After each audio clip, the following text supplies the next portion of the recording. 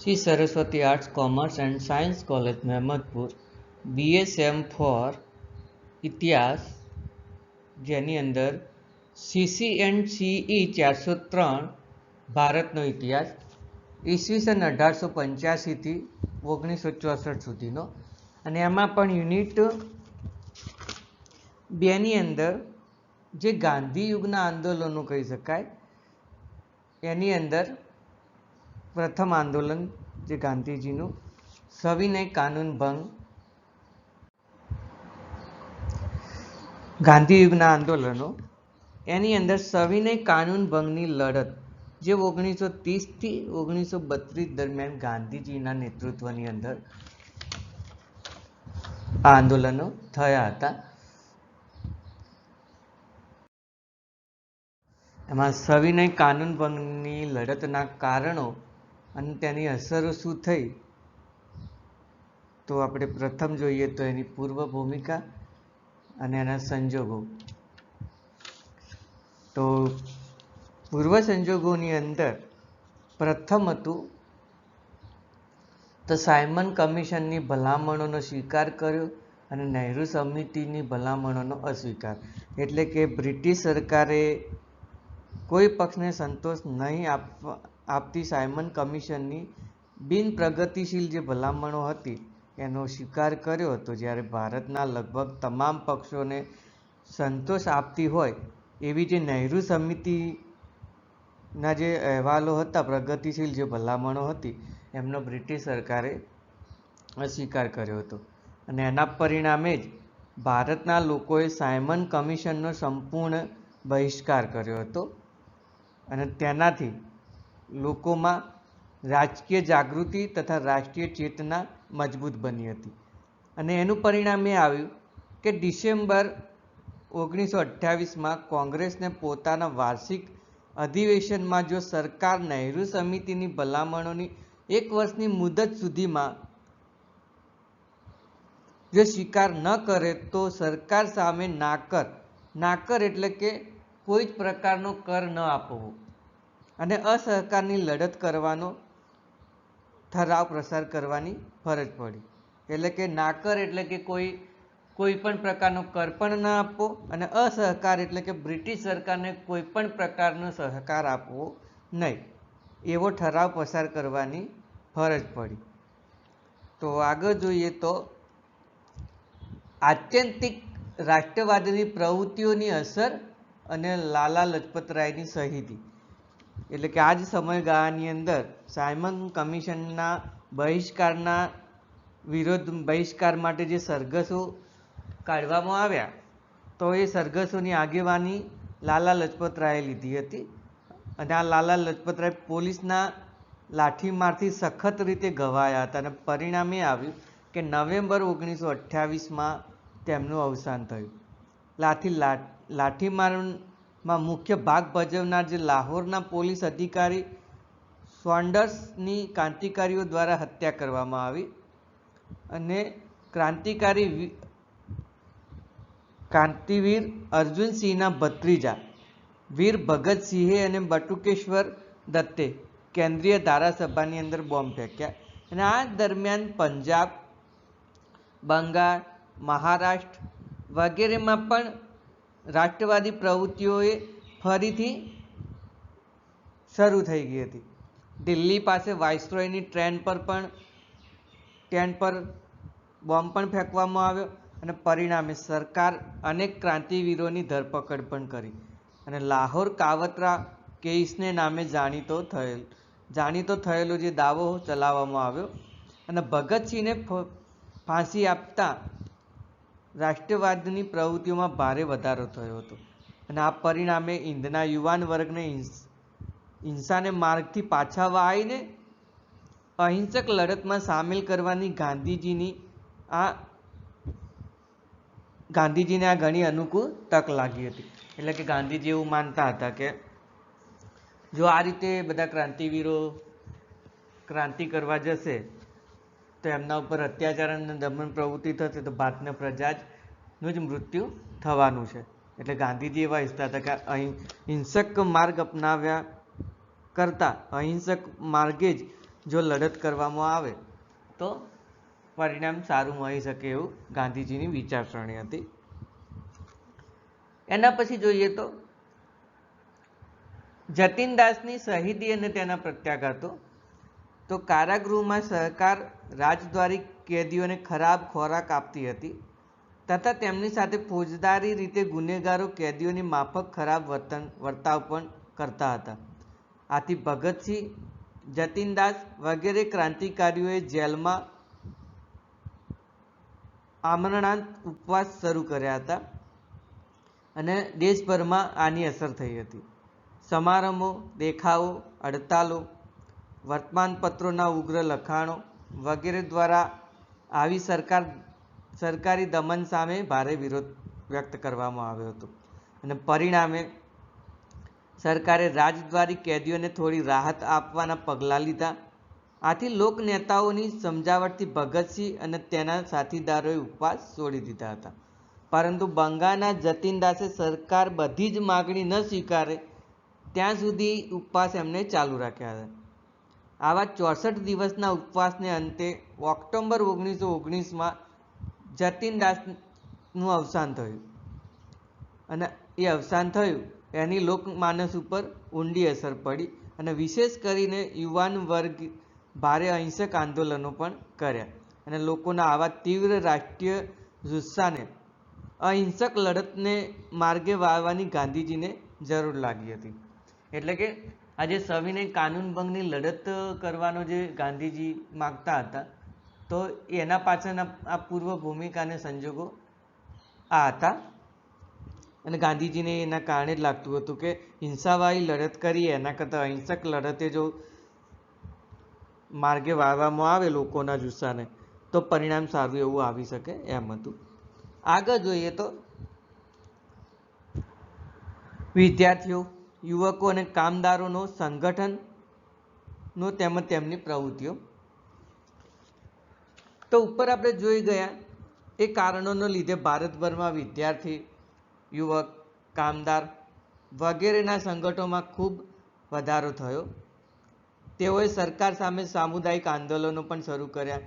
વિદ્યાર્થીઓ અને યુવાનોએ મુંબઈ, કલકત્તા, મદ્રાસ, અમદાવાદ, નાગપુર, પૂના, લાહોર વગેરે મુકામે પોતાના અધિવેશનો પણ યોજ્યા હતા અને સરકાર સામે ઉગ્ર જેહાદ પણ શરૂ કરી હતી. તેઓએ સરકારની દમન નીતિને વખોડી કાઢતા આગામી કાનૂન ભંગની લડતમાં મહાસભાને સંપૂર્ણ સાથ આપવાને લગતા ઠરાવો પણ પસાર કર્યા.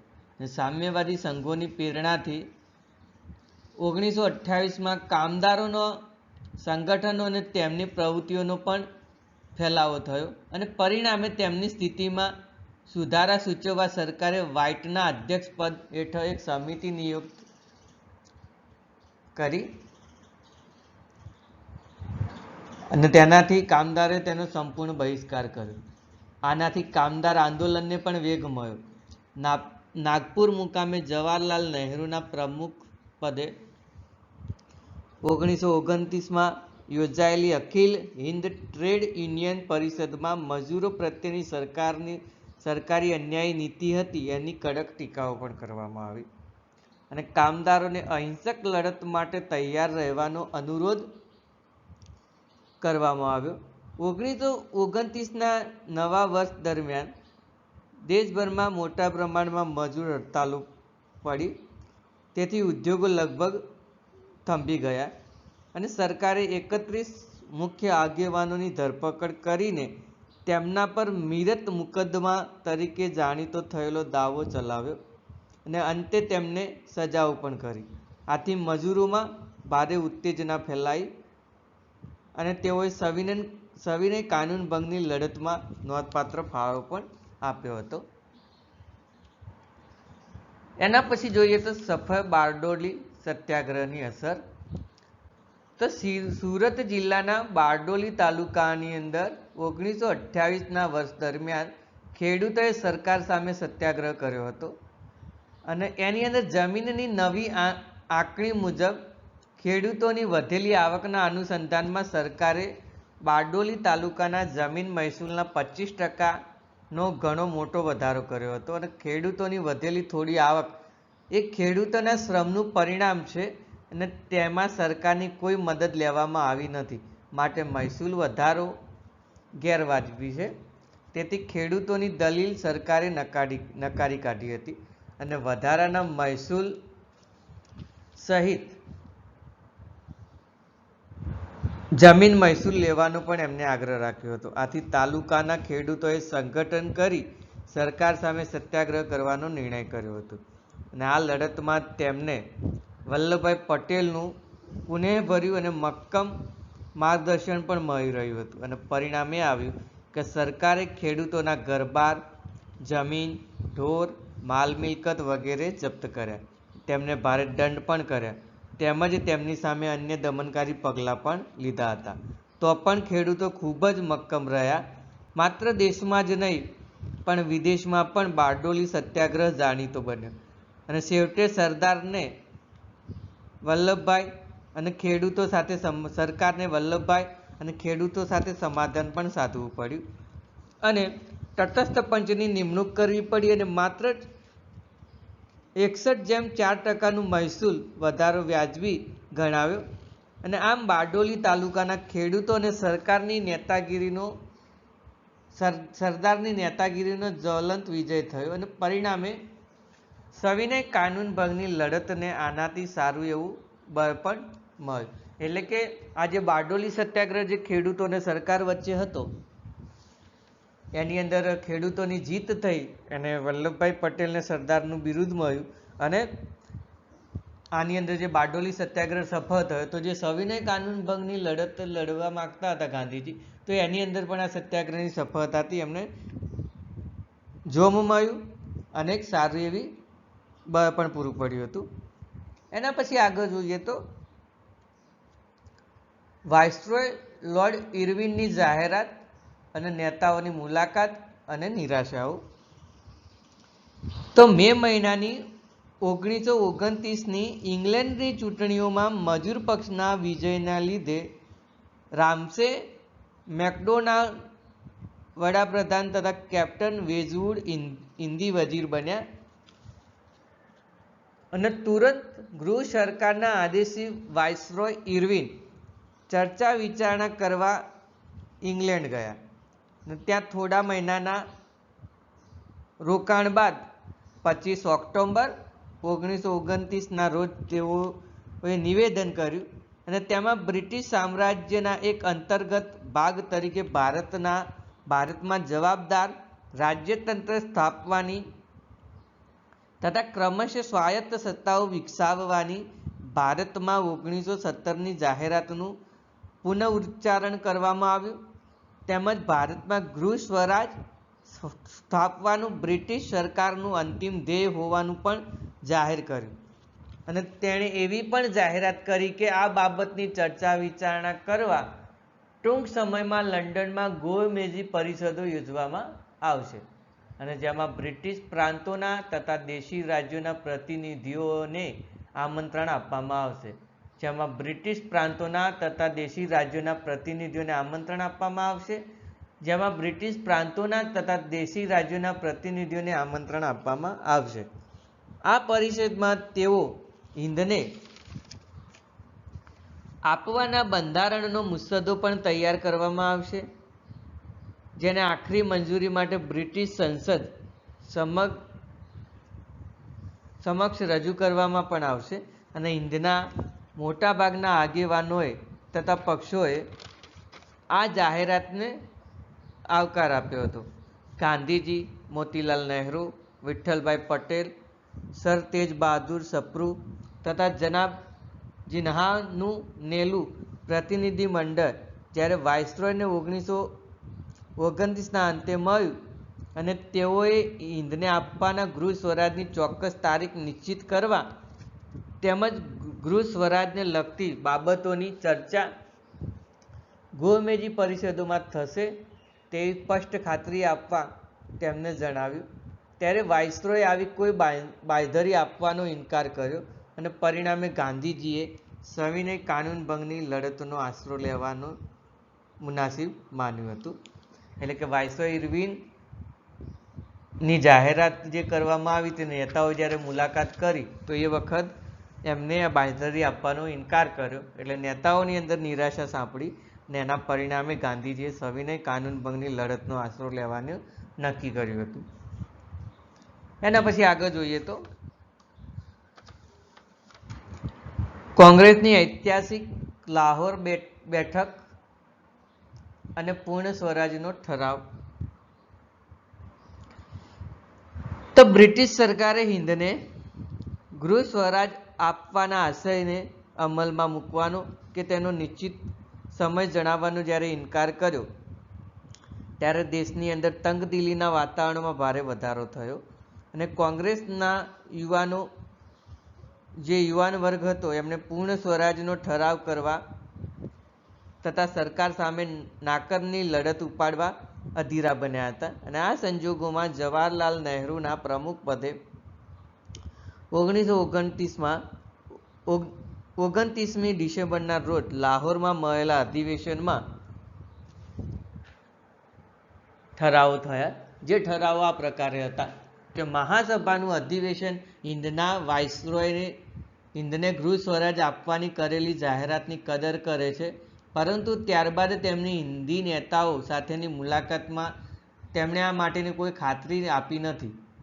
તેથી ચોક્કસ સમય મર્યાદા આપવાની અશક્તિ દર્શાવતા સૂચિત ગોળમેજી પરિષદો યોજવાનો કે તેમાં હિન્દને ભાગ લેવાનો કોઈ અર્થ રહેતો નથી એવું આ અધિવેશનના ઠરાવમાં નક્કી કરવામાં આવ્યું.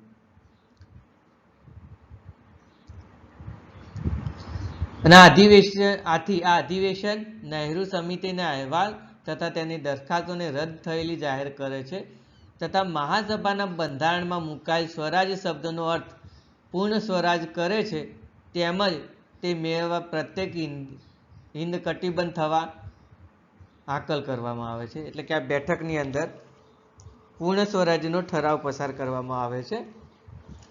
એના પછી આગળ જોઈએ તો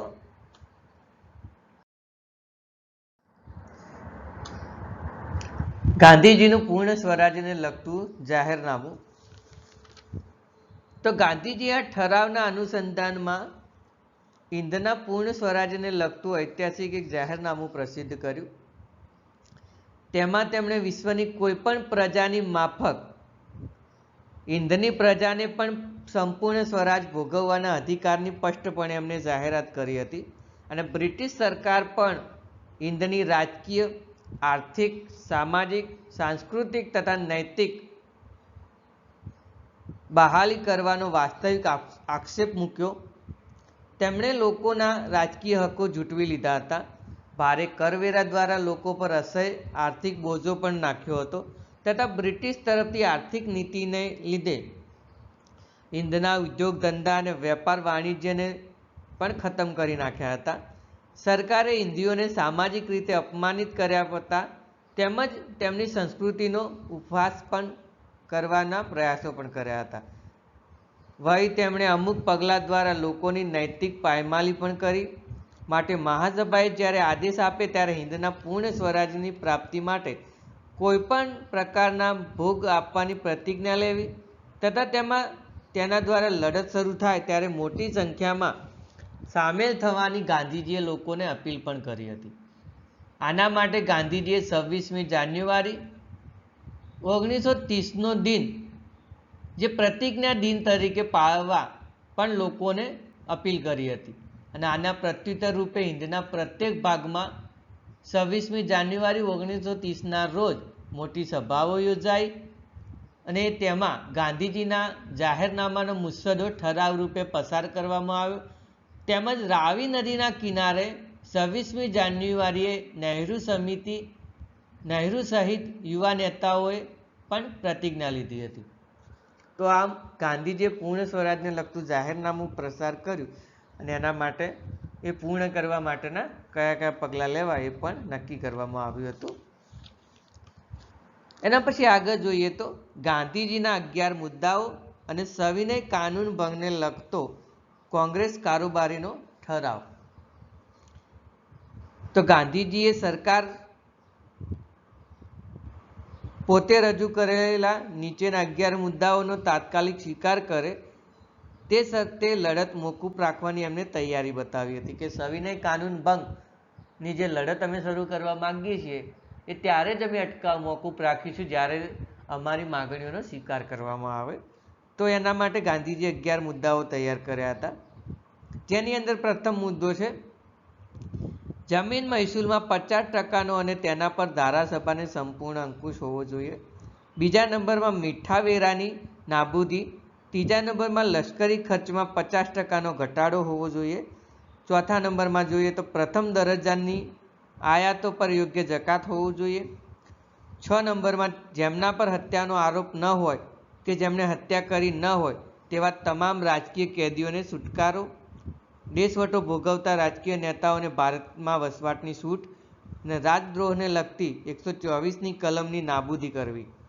7મા નંબરનો મુદ્દો એ હતો કે ગુપ્તચર વિભાગની નાબૂદી કે તેના પર ધારાસભાનો અંકુચિત ધારાકીય અંકુશ સામે હિન્દીઓને શસ્ત્રો આપવાના પરવાના પણ હોવા જોઈએ.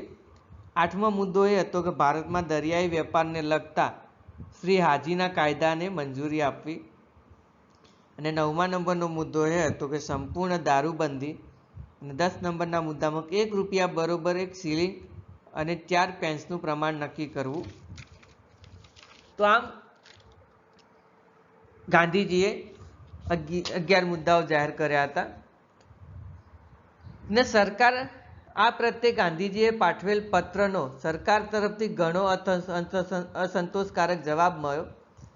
અને વિશેષમાં સરકારે સુભાષચંદ્ર બોઝ અને અન્ય ઉદ્દામ નેતાઓની ધરપકડ કરી અને તેમને 1 વર્ષની સખત મજૂરી સાથેની સજા પણ કરી અને કહેવાતા ભારત કાવતરા કેસના ક્રાંતિકારીઓને પણ કડક સજાઓ કરી અને પરિણામે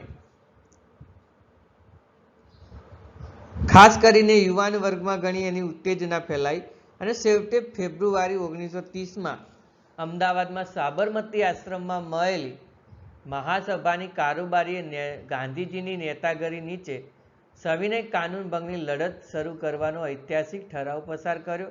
અને આ પછી ગાંધીજીએ સાબરમતી આશ્રમમાં વાઇસરોયને 2 માર્ચ 1930ના રોજ લાંબો ઐતિહાસિક પત્ર પણ પાઠવ્યો, જેમાં કોંગ્રેસને આ નિર્ણય કેવા સંજોગોમાં લેવા પડ્યા તેની વિગતો તેમણે વાઇસરોયને જણાવી. અને આ પત્ર ગાંધીજીએ આશ્રમમાં થોડો સમય રહેવા આવેલા અંગ્રેજ યુવાન રેજિનાલ્ડ રેનોલ્ડ્સ મારફત વાઇસરોયને પહોંચો કર્યો હતો. અને વાઇસરોય તરફથી પડકારરૂપ જવાબ આપ્યો કે હિંદની સુલેહ શાંતિનો ભંગ થાય તેવી કોઈપણ લડત આદરવામાં આવશે તો તેના પરિણામોની સંપૂર્ણ જવાબદારી ગાંધીજીની રહેશે. ગાંધીજીએ તુરંત વાઇસરોયને કડક પત્ર લખ્યો કે સમસ્ત ભારતના કારાગૃહ સમાન હતું, માટે હિંદના લોકોને કારાગૃહનો કોઈ ભય નથી. અને આમ સવિનય કાનૂન ભંગની લડતની શરૂઆત થઈ હતી. તો હવે જોઈશું આપણે સવિનય કાનૂન ભંગની લડતના મુખ્ય બનાવો. અને એમાં મુખ્ય બનાવ પ્રથમ હતો તો એ બનાવ હતો પ્રથમ બનાવ તો દાંડી કૂચ અને મીઠાનો સત્યાગ્રહ. આપણે બધા જાણીએ છીએ કે ગાંધીજીએ દાંડી કૂચ કરી હતી અને મીઠાનો જે કાયદો હતો એ તોડ્યો હતો. એની અંદર આપણે વિશેષ જોઈએ તો ગાંધીજીએ હિંદના લોકોને આપેલ સવિનય ભંગની લડતના કાર્યક્રમના અસહકારની માફક 2 મુખ્ય પાસાઓ રજૂ કર્યા હતા. એમાં પ્રથમ પાસું હતું હકારાત્મક અને બીજું પાસું હતું નકારાત્મક. હકારાત્મક પાસાઓમાં ખાદીનો પ્રચાર કરવો, અસ્પૃશ્યતા નિવારણ, હિન્દુ મુસ્લિમમાં એકતા સ્થપાય, દારૂબંધી, રાષ્ટ્રીય શિક્ષણ, સ્વદેશી વસ્તુઓના ઉત્પાદન અને વપરાશમાં વધારો કરવો વગેરે હતા. જ્યારે નકારાત્મક પાસાઓમાં મીઠાનો સત્યાગ્રહ, સરકારી નોકરીના પદો, શિક્ષણ સંસ્થાઓ, ખિતાબો વગેરેનો બહિષ્કાર કરવાનો હતો. વિદેશી કાપડની તથા દારૂની દુકાનો પર પિકેટિંગ, સરકારને કરવેરા આપવાનો ઇનકાર વગેરે નકારાત્મક પાસાઓની અંદર મુખ્ય હતા. ગાંધીજીએ સૌપ્રથમ મીઠાને લગતો સરકારી ઇજારો અને કાયદો તોડવાનો કાર્યક્રમ તૈયાર કર્યો હતો અને સુરત જિલ્લામાં આવેલા દાંડી બંદર મુકામના અગરોમાં સરકાર પુષ્કળ મીઠું પકવતી હતી. તેનો ઇજારો સરકારી હતો. કોઈને પણ મીઠું તૈયાર કરવાની કે વેચવાની મનાઈ હતી. આથી દાંડી બંદરે સરકારી મીઠું ઉપાડીને તથા વેચીને કાયદો તોડવાનો ગાંધીજીનો નિર્ણય હતો. તથા પંજાબ અને દેશના અન્ય ભાગોમાં જ્યાં જ્યાં સરકાર મીઠું પકવતી હતી ત્યાં ત્યાં મીઠાનો સત્યાગ્રહ કરવા ગાંધીજીએ લોકોને અપીલ કરી હતી. અને આ કાર્યક્રમને અમલમાં મૂક્યો હતો. ગાંધીજીએ તેમના 78 સાથીદારો, જેમાં ગાંધીજી સહિત 79 પાછળથી 2 ઉમેરાતા 81 લોકો સાથે સાબરમતી આશ્રમમાંથી 12/3/1930ના રોજ દાંડી પ્રતિપક્ષ કૂચ આરંભી હતી. અને માર્ગમાં અનેક ગામમાં પણ તેમણે સભાઓ યોજી અને લોકોને સત્યાગ્રહ માટે એમને તૈયાર કર્યા હતા. અને આ દરમિયાન સત્યાગ્રહનો આગળ પ્રચાર કરવા ગયેલ સરદાર વલ્લભભાઈની સરકારે રાત ગામેથી ધરપકડ કરતા લડતમાં શરૂઆતથી જ એમને વેગ મળ્યો હતો. ગાંધીજીએ તેમના સાથીદારોએ અમદાવાદથી દાંડીનું આશરે 388 કિલોમીટરનું અંતર 24 દિવસમાં પૂરું કરી 5/4/1930ના રોજ તેઓ દાંડી પહોંચ્યા હતા. અને માર્ગમાં આવતા તમામ ગામો અને હજારો લોકોએ ગાંધીજીનું સત્યાગ્રહનું એલાન ઝીલી લીધું હતું. અને દાંડી કૂચ દ્વારા સત્યાગ્રહમાં શ્રદ્ધા પ્રગટાવવાનો સભાઓ અને અખબારો દ્વારા તેનો બહુ પ્રચાર કરવામાં આવ્યો હતો. તથા દેશભરમાં તેના માટે યોગ્ય વાતાવરણ ઉત્પન્ન કરવાનો ગાંધીજીનો હેતુ જે હતો એ આ દાંડી કૂચ દ્વારા સફળ થયો હતો. અને આમ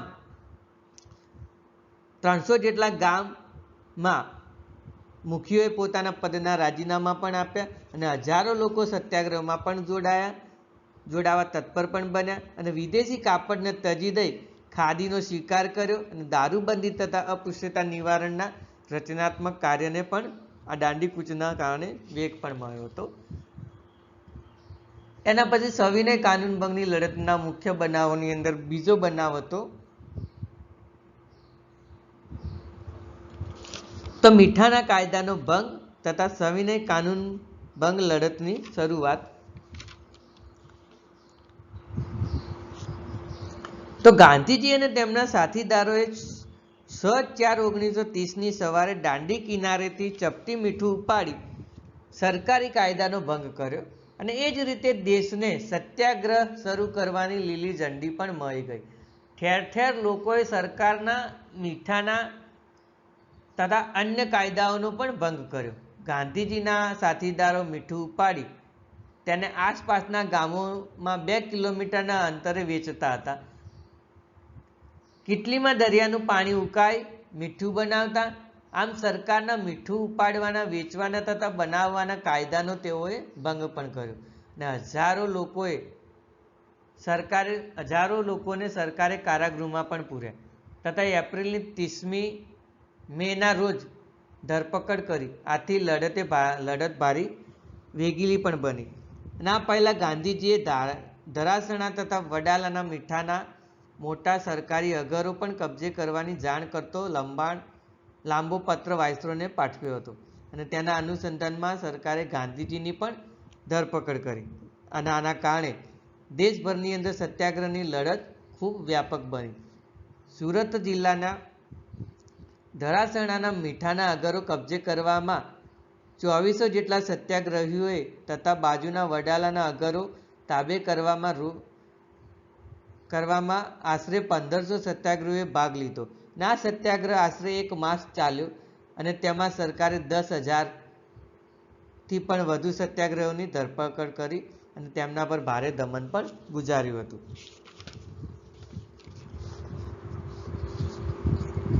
એના પછી આગળ જોઈએ તો સત્યાગ્રહની લડતના કાર્યક્રમો અને દ્રષ્ટાંતો.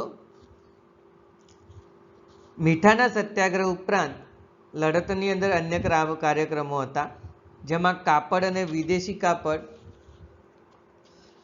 અને વિદેશી વસ્તુઓનો બહિષ્કાર કરવો, વિદેશી કાપડ અને દારૂની દુકાનો પર પિકેટિંગ, સરકારી નોકરીઓ, શિક્ષણ સંસ્થાઓ, ખિતાબો વગેરેનો ત્યાગ કરવો, નાકરલક્ષી વગેરે મુખ્ય હતા. હિંદની અંદર લગભગ પ્રત્યેક ભાગમાં આ કાર્યક્રમોનો ખૂબ મોટા પાયા પર અમલ થયો હતો. ખાસ કરીને પિકેટિંગના કાર્યક્રમમાં સ્ત્રીઓ તથા વિદ્યાર્થીઓએ મોટી સંખ્યામાં ભાગ લીધો હતો. ગેરકાયદેસર મનાતું સાહિત્ય પણ દેશભરમાં ફેલાવવામાં આવ્યું. નાકરની લડત ગુજરાતના બારડોલી તાલુકામાં સૌથી વિશેષ હતી તથા ત્યાં સરકારી દમન પણ સૌથી ઉગ્ર બન્યું હતું. ખાન અબ્દુલ ગફાર ખાન, જે સરહદના ગાંધી તરીકે ઓળખાતા હતા, એમના નેતૃત્વ હેઠળ સરહદ પ્રાંતના જંગલમાંથી ગેરકાયદેસર લાકડા કાપવાનો સત્યાગ્રહ પણ ખાસ ઉલ્લેખનીય ગણાય છે. વિદેશી કાપડ સામેનો બહિષ્કાર મુંબઈ, બંગાળ, બિહાર તથા ઓરિસ્સાના પ્રાંતોમાં સૌથી વ્યાપક હતો. મુંબઈમાં વિદેશી કાપડ લઈ જતી ટ્રકના આડે બાબુ ગન્ની નામે યુવક સૂઈ જતા તેના પરથી ટ્રક ચલાવવામાં આવતા તે શહીદીને પણ વર્યો હતો. આમ તેના ઉગ્ર પ્રત્યાઘાતો પણ પડ્યા હતા. એના પછી સરકારના ભારે દમનકારી પગલાઓ. તો સરકારે કોંગ્રેસ સંસ્થા અને તેની કચેરીઓને ગેરકાયદેસર જાહેર કરી. અનેક વખત લાઠીચાર્જો પણ કર્યા હતા. કેટલાકને ગોળીબારથી ઠાર પણ કર્યા હતા. હજારોને જેલમાં પણ પૂર્યા. પુષ્કળ મિલકત પણ જપ્ત કરી અને ભારે દંડ પણ કર્યા હતા. રાષ્ટ્રધ્વજ લઈ જવા તથા વંદે માતરમ બોલવા માટે પણ સરકાર ભારે મારઝૂડ કરતી હતી અને અમાનુષી અત્યાચાર ગુજારતી હતી. સરકારને આવા અમાનવીય દમનમાં સાથ આપનાર અધિકારીઓ તથા અન્યનો લોકોએ સખત સામાજિક બહિષ્કાર પણ કર્યો હતો. આનાથી સરકારની તરફદારી કરનાર લોકો તંગ પણ આવી ગયા હતા. તો આ સરકારના ભારે દમનકારી પગલાઓ હતા. અને આગળ જોઈએ,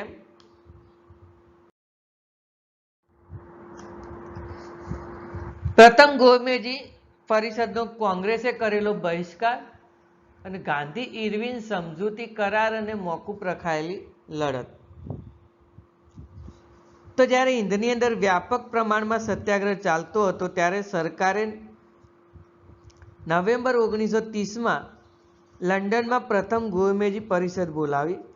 તેમાં ભારતને આપવાના સમવાયતંત્ર તથા જવાબદાર રાજ્યતંત્રની ચર્ચા કરવામાં આવી, પરંતુ તેમાં કોંગ્રેસના પ્રતિનિધિઓ હાજર નહીં હોય તે સફળ થઈ શકી નહીં. સરકારને તથા અન્ય પ્રતિનિધિઓને લાગ્યું કે કોંગ્રેસના સાથ વગર ભારતનું યોગ્ય બંધારણ ઘડી શકાશે નહીં.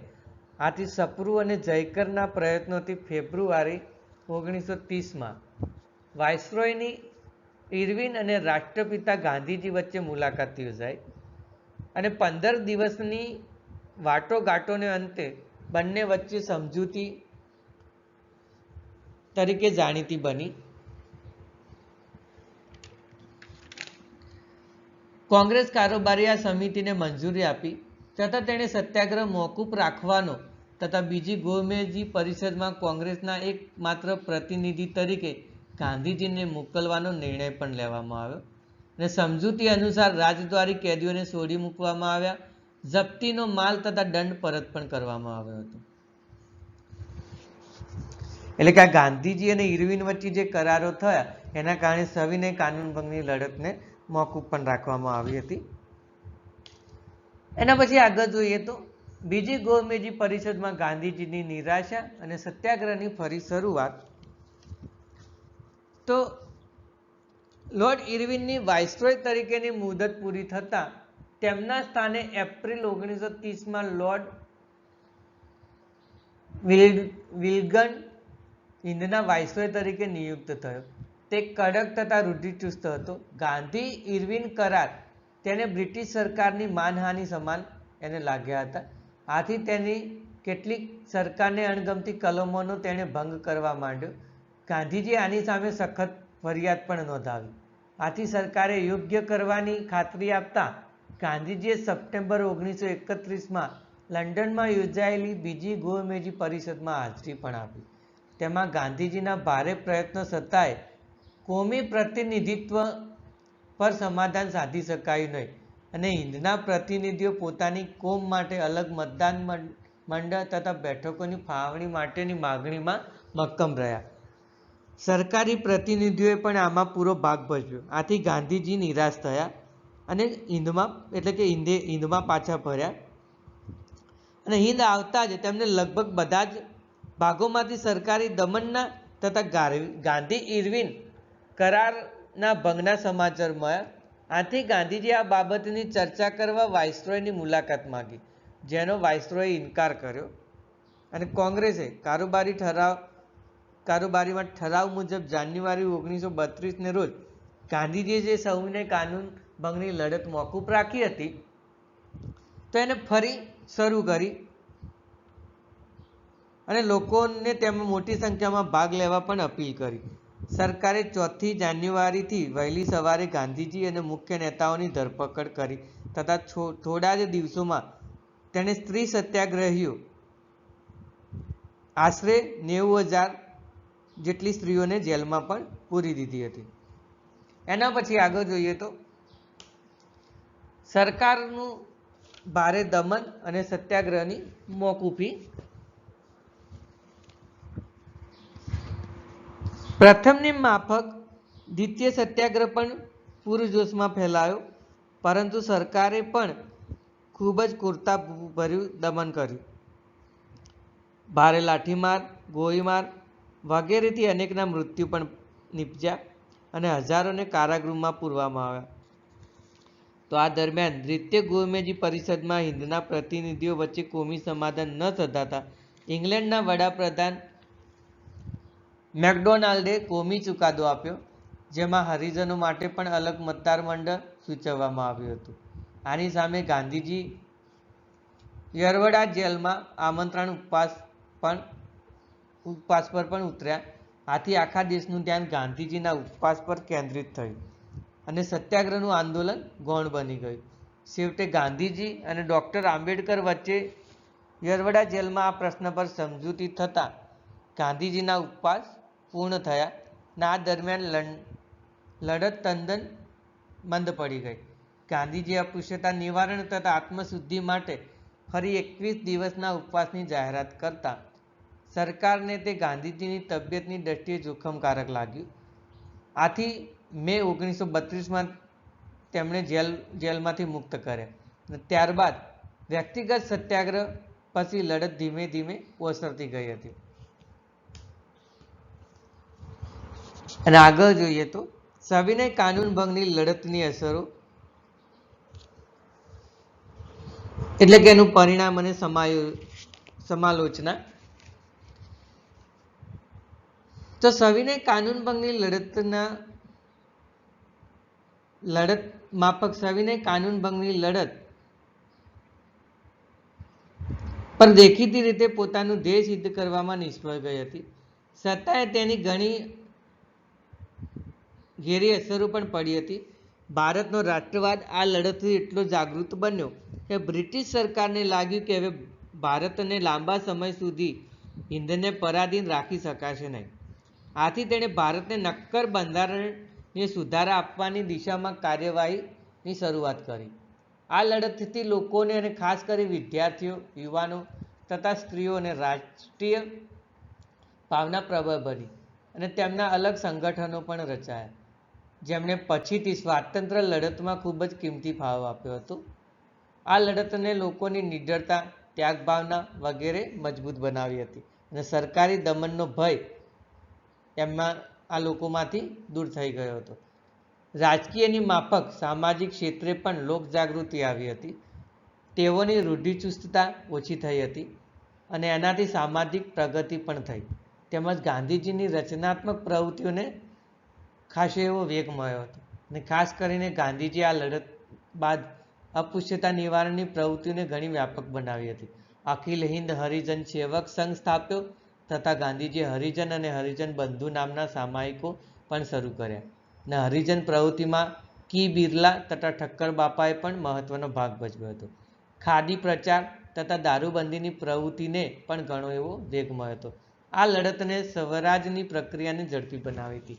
તો આમ ગાંધીયુગના આંદોલનની અંદર સવિનય કાનૂન ભંગની લડતના કારણો અને એના શું પરિણામો આવ્યા તો એ આ મુજબ હતા. અને અહીંયા આપણે આ પ્રશ્ન પૂર્ણ કરીએ છીએ. Thank you.